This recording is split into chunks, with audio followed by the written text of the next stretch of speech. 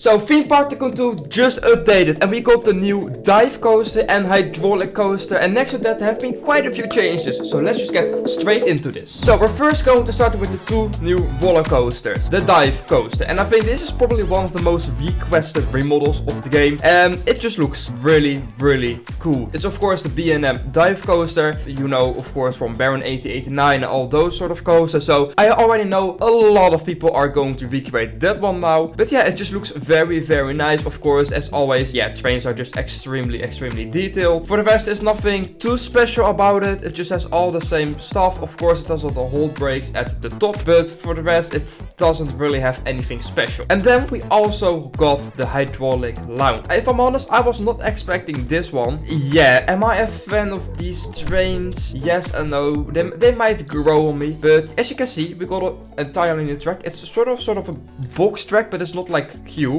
As you can see, if we do boosters, we have an entirely new boost system. So let's just add a few boosters. I will show you just real quick. I'm not going to finish this, but just so you can actually see. Okay, let's test it real quick. And as you will see, if I'm right, it will actually stop. You can also see actually the cable where it like connects to right in there. I'm really interested if it actually moves. I think it actually does. Okay, now that's pretty awesome, not gonna lie. And it actually goes back.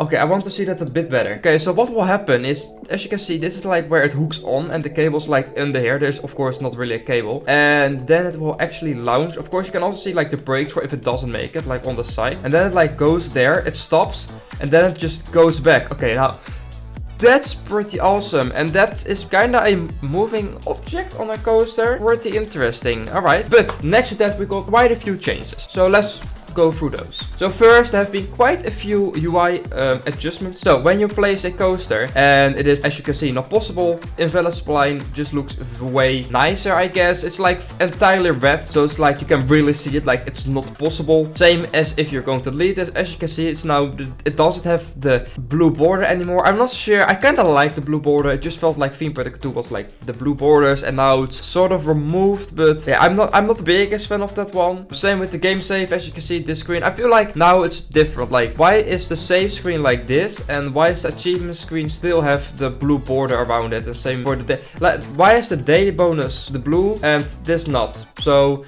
I feel like it's a bit, now you have two different things in your game. I'm not, maybe he changed those two also in the next update in the future, I don't know, of course, but those are the UI changes I found. There are probably quite a few more, but let's go to the next one. So, and this one is actually pretty useful. So when you actually go here, and I am going to set up a custom snapping.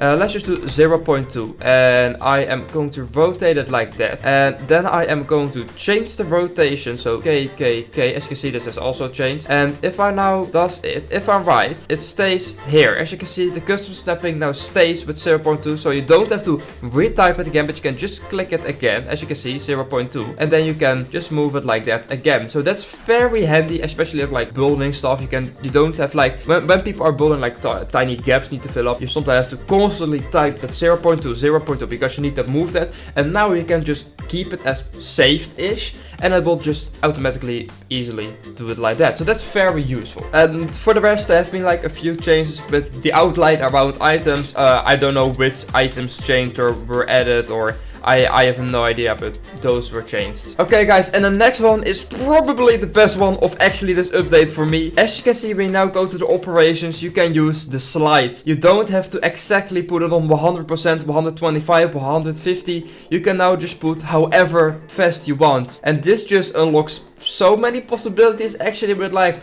how you want to do your coaster. You can now tweak it so much, and that's pretty insane actually. So this is for me probably the best part about the update. I like the other two remodels, but those will get old after a few days. This is just going to be used forever, so I really am happy with this. But that's actually really it in this update. It's not a big update, it's two remodels and then just a few small changes. I still think Dennis is working on something bigger. That's why we're getting these smaller-ish updates. Yeah, I still think he is doing something like that. But guys, that's it for today. I hope you guys have enjoyed this video. If you did, please leave a like and subscribe on my channel. And I will say, as always, goodbye.